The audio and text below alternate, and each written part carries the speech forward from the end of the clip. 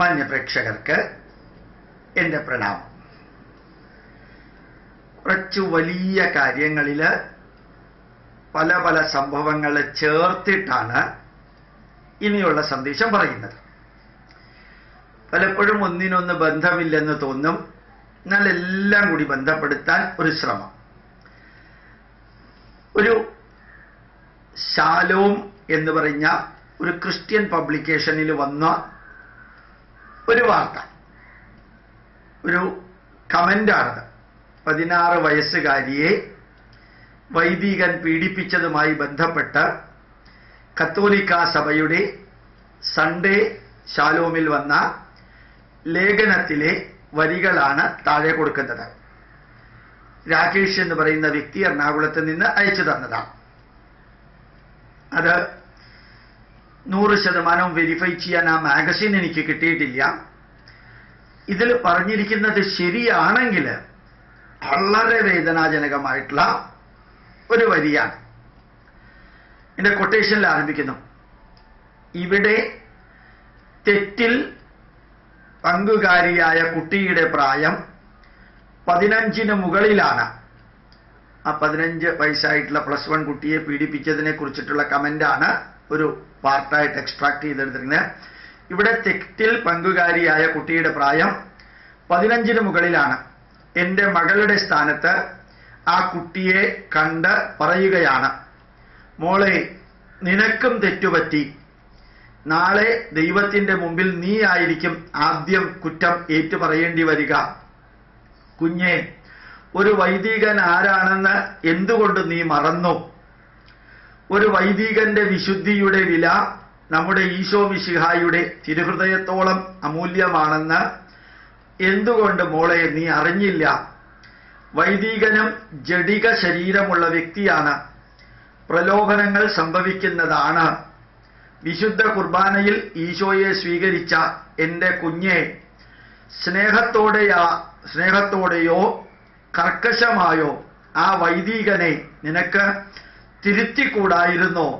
ഒരിക്കലും എനിക്ക് നിന്നോട് സഹതാപമില്ല മോളെ, പ്രാർത്ഥിക്കുന്നു. 16 വയസ്സായ കുട്ടിയെ വൈദികൻ പീഡിപ്പിച്ചപ്പോഴും സഭയ്ക്ക് ആ കുട്ടിയാണ് കുറ്റവാളിയായത്. ആ ലേഖനം എഴുതിയവനോടും ആ മാഗസിൻ്റെ എഡിറ്ററോടും ഒരു അഭ്യർത്ഥന. ഇതിനേക്കാൾ നല്ലത് അല്പം വിഷം വാങ്ങി തിന്ന് ചാകുന്നതല്ലേടോ? മകളെയും ഭാര്യയെയും അമ്മയെയും പെങ്ങളെയും ഒന്നും തിരിച്ചറിയാൻ കഴിവില്ലാത്ത, പിന്നെയുള്ള വാക്കത്തിരി മോശമാണ്, അവരാണോ ഈ പള്ളി ഭരിക്കുന്നത് എന്നൊരു ചോദ്യത്തോടു കൂടി അവസാനിക്കുന്നു. ഇത് അത്ഭുതകരമായിട്ടുള്ള ഒരു കമന്റ്, വേദനാജനകമായിട്ടുള്ള കമന്റ്. അടുത്തൊരു വരി നോക്കാം, വളരെ വികൃതമായിട്ടുള്ള ഒന്നാണ്. പ്രകൃതി വിരുദ്ധ പീഡനത്തിന് ചുവട്ടിലുണ്ട്. പോലീസ് കസ്റ്റഡിയിൽ നിന്ന് മുങ്ങിയ വൈദികന് വേണ്ടി തിരച്ചിൽ. എല്ലാ ദിവസവും ആൾമോസ്റ്റ് മാതൃഭൂമി പേപ്പറിൽ ഓരോന്ന് വരുന്നുണ്ട്. പുത്തൂര്, കൊല്ലം പ്രകൃതി വിരുദ്ധ പീഡനത്തിന്റെ പേരിൽ പോലീസിന്റെ കസ്റ്റഡിയിലായ ശേഷം മുങ്ങിയ വൈദികന് വേണ്ടി തിരച്ചിൽ ഊർജിതമാക്കി. കണ്ണൂർ സ്വദേശി ഫാദർ തോമസ് പാറേക്കളത്തിന് വേണ്ടിയാണ് തിരച്ചിൽ ശക്തമായിരിക്കുന്നത്.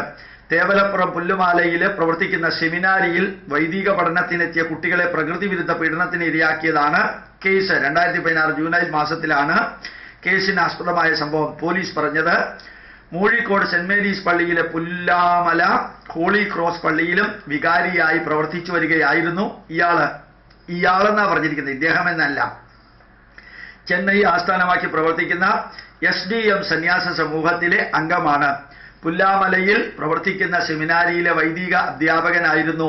ഇവിടെ വൈദിക പഠനത്തിനെത്തിയ കുട്ടികളെ മൂഴിക്കോട്ടെ പള്ളിയിൽ 2ാം നിലയിൽ കൊണ്ടുപോയി പ്രകൃതി വിരുദ്ധ പീഡനത്തിന് ഇരയാക്കുമായിരുന്നു എന്നാണ് പരാതി. സെമിനാരിയിൽ നിന്ന് പഠനം നിർത്തിപ്പോയ പൂവാർ കരികുളം സ്വദേശിയായ 14-കാരൻ വീട്ടുകാരോടൊപ്പം പൂവാർ CIക്ക് പരാതി നൽകിയത്. തന്നോടൊപ്പം മറ്റു 3 കുട്ടികളെയും ഇത്തരത്തിൽ പീഡിപ്പിച്ചിരുന്നു എന്ന് പരാതിയിൽ പറയുന്നു. പൂവാർ CIയുടെ നേതൃത്വത്തിൽ ഞായറാഴ്ച ഉച്ചയ്ക്ക് 2:30 പോലീസ് സംഘം പുല്ലാമലയിലെത്തി വൈദികനെ കസ്റ്റഡിയിലെടുത്തിരുന്നു. ഇവിടെ നിന്ന് മൂഴിക്കോട്ടെ പള്ളിയിലെത്തിച്ച പരിശോധനകൾ നടത്തുന്നതിനിടയിലാണ് പോലീസിനെ കളിപ്പിച്ച് വൈദികൻ മുങ്ങുന്നത്. ഇനിയും കുറേ ഉണ്ട്. എങ്ങനെയുണ്ട് പള്ളിക്കാരുടെ ഓരോ കർത്തവ്യവും ഓരോ കർമ്മവും എന്ന് അറിയാൻ നിങ്ങൾക്ക് സാധിക്കട്ടെ എന്ന് വളരെ വിനയത്തോടുകൂടി ഞാൻ ഓരോ ക്രിസ്ത്യാനിയോടും പറയാം. ഇതെല്ലാം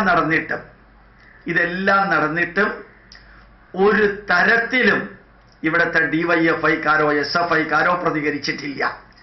ആറ്റുകാൽ ഭഗവതി ക്ഷേത്രത്തിനെ പിടിച്ചടക്കാനായിട്ട്, അതുപോലെ തന്നെ വെള്ളായണി ക്ഷേത്രത്തെ പിടിച്ചടക്കാനായിട്ട് മുസ്ലിം നേതാവായ DYFIയുടെ ഏറ്റവും മുകളിലുള്ള വ്യക്തി, DYFIയുടെ തലപ്പത്തുള്ള ഒരു മുസ്ലിം പറയുകയുണ്ടായി, കേരളത്തിലെ എല്ലാ ക്ഷേത്രങ്ങളും ഞങ്ങൾ RSSകാരിൽ നിന്ന് പിടിച്ചെടുക്കുമെന്ന്.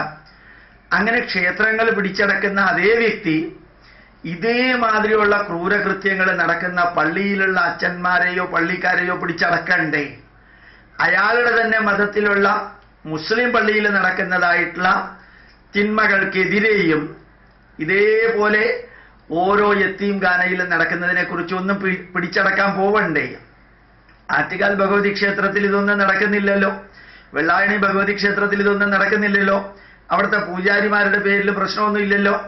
പക്ഷേ അവിടെ ഹിന്ദുക്കള്, ഹൈന്ദവ ധർമ്മത്തിൽ വിശ്വസിക്കുന്ന വ്യക്തികള് അവിടുത്തെ കർമ്മത്തിൽ പങ്കെടുക്കുമ്പോൾ അതിനെ തടഞ്ഞ് ഹൈന്ദവ ജനതയുടെ വികാരത്തെ ഇളക്കി അത് SFIയും DYFIയും CPMന്റെയും പോലീസുകാരുടെയും സപ്പോർട്ടോടുകൂടി അവിടെ നടക്കുന്ന ചടങ്ങുകൾക്കിടയ്ക്ക് ഇടിച്ചു കയറി സെൽഫി എടുക്കുകയും അവിടെ കുത്തിയോട്ടത്തിന് വന്ന 1000-ലധികം കുട്ടികളുടെ ഇടയ്ക്ക് കയറിയിട്ട് നൃത്തമാടുകയും വെള്ളമടിച്ച് ധന്യമായിട്ടുള്ള ക്ഷേത്ര ചടങ്ങുകളെ അലങ്കോലപ്പെടുത്തുകയും ചെയ്യുന്നത് ക്ഷേത്ര ഭാരവാഹികൾക്കും പോലീസുകാർക്കും നോക്കി നിൽക്കേണ്ടി വന്നപ്പോൾ ഇവിടെ നടക്കുന്ന ഈ പ്രകൃതി വിരുദ്ധത്തിനേക്കാൾ നീചവും നിന്ദ്യവുമായത് ഒരു സമുദായം അതിന് സപ്പോർട്ട് ചെയ്യുന്നു, സമുദായത്തിന്റെ പ്രസിദ്ധീകരണം അതിന് സപ്പോർട്ട് ചെയ്യുന്നു എന്നുകൂടി കണ്ടിട്ടും മിണ്ടാതിരിക്കുന്ന DYFIക്കാരോടും SFIക്കാരോടും ഇടതുപക്ഷ ബുദ്ധിജീവികളോടും അവാർഡ് വാപസി നടത്താതെ ഇരിക്കുന്ന കുറേ അധികം വ്യക്തികളോടൊക്കെ ചോദിക്കുന്നു. നിങ്ങൾ പലപ്പോഴും പലതും കാണിക്കുന്നത് രണ്ട് വിഭാഗത്തിനോടും അണയാൻ പോകുന്ന വിളക്ക് ആളിക്കത്തുന്ന മാതിരി, അണയാൻ പോകുന്ന തീയ ആളിക്കത്തുന്ന മാതിരി ആവട്ടെ എന്നൊരു തോന്നൽ കൂടി നിങ്ങളുമായിട്ട് പങ്കുവെക്കുന്നു. പ്രണാമം, നമസ്കാരം.